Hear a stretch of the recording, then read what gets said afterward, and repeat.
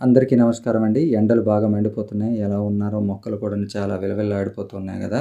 ఈరోజు మంచి వీడియోతో మీ ముందుకొచ్చాను. అది చూస్తే మీకు అర్థమైపోతుంది అనుకుంటాను.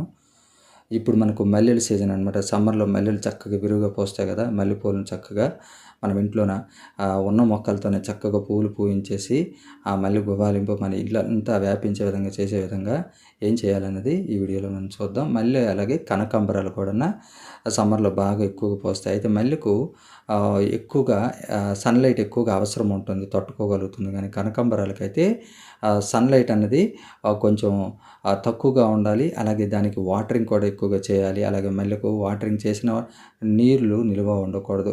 లైక్ చేయండి ప్లీజ్ అండి. కొత్త వాళ్ళు ఎవరైనా చూస్తుంటే మన ఛానల్ చూడండి. అలాగే చిన్న చిన్న కవర్‌ల్లోనే చూడండి. ఎంత పెద్దది కూడా కాదు ఇది. చాలా చిన్నది. అందులోనే మల్లెపూలు చక్కగా పూయించవచ్చు.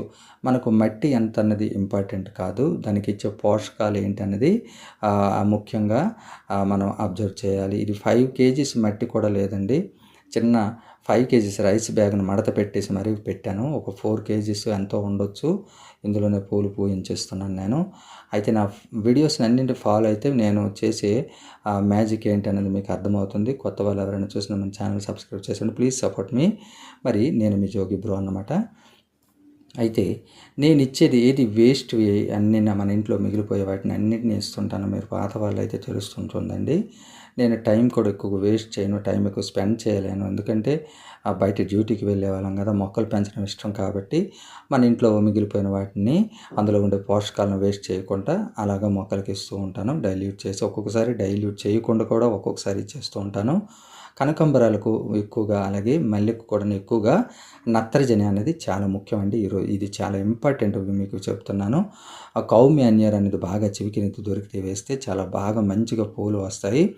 లేదు అన్నప్పుడు ఆ కౌ డంగ్స్ అన్నమాట పాతవి బాగా ఒక 6 మంత్స్ మాగిపోయిన వాటిని నీటిలో నానబెట్టి ఆ నీళ్ళను ఇస్తూ ఉండండి. 15 డేస్కి ఒకసారి. ఇంకా అవి పొడి చేసి కూడా మొక్కలు మట్టిలో వేయండి. చాలా మంచి రిజల్ట్ ఉంటుందండి.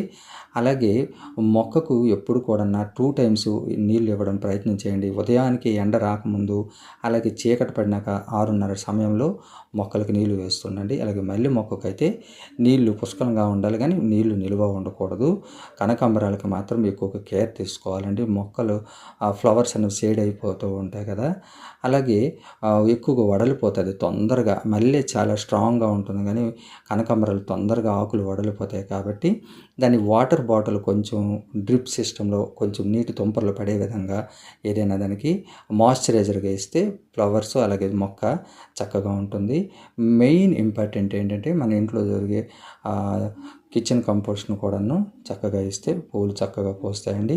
ముఖ్యంగా కౌ మాన్యూర్ అయితే నత్రజని చాలా ఎక్కువ ఇంపార్టెంట్గా కనకాంబరాలకు ఈ రెండిటికి రిలేటెడ్గా చాలా ఎక్కువ ఈజీ ఫెర్టిలైజర్స్ అదే ఈక్వల్ ఫెర్టిలైజర్స్ అవసరం ఉంటాయి.